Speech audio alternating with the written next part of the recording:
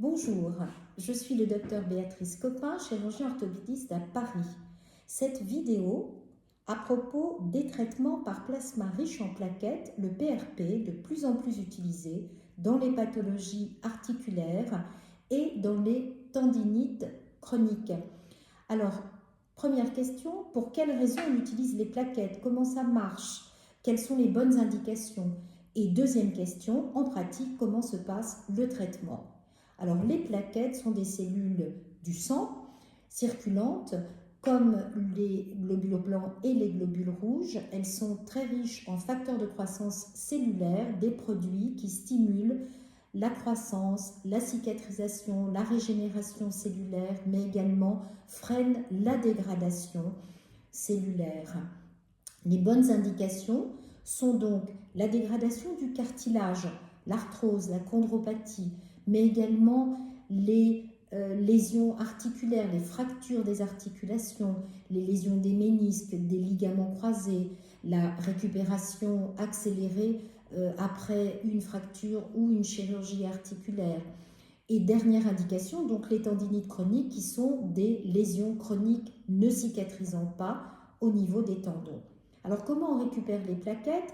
Par une prise de sang un peu particulière en utilisant un dispositif comme celui-ci, une double seringue.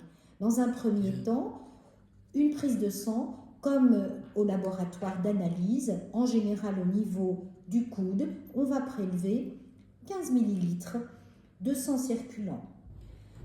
Ce prélèvement va être centrifugé pendant à peu près 5 minutes et on obtiendra, comme on le voit sur la photo, une double phase sédimentant en bas les globules blancs, les globules rouges, cette phase rouge, et au-dessus une phase jaune doré, le plasma et les précieuses plaquettes.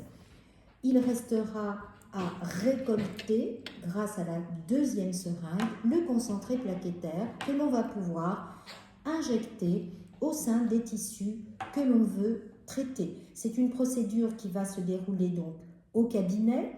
Il n'est pas nécessaire d'avoir d'anesthésie. On peut éventuellement proposer une petite anesthésie locale.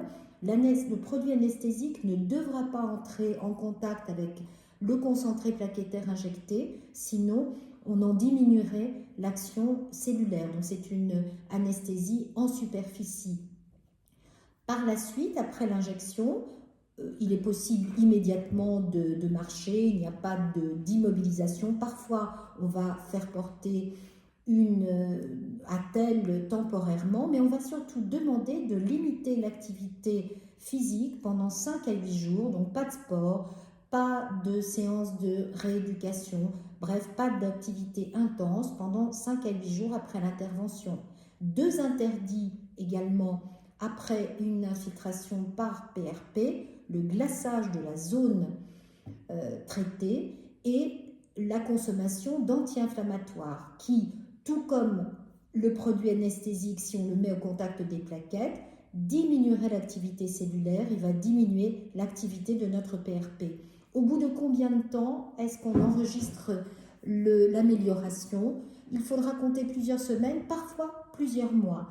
Personnellement, je fais le point avec les patients au bout d'1 mois et demi, 2 mois, de façon à évaluer si le traitement a permis une amélioration complète ou si une seconde infiltration de PRP pourrait être indiquée. Voilà, je vous remercie de votre attention. D'autres vidéos seront à disposition bientôt pour le traitement des dégâts du cartilage. Merci de votre attention.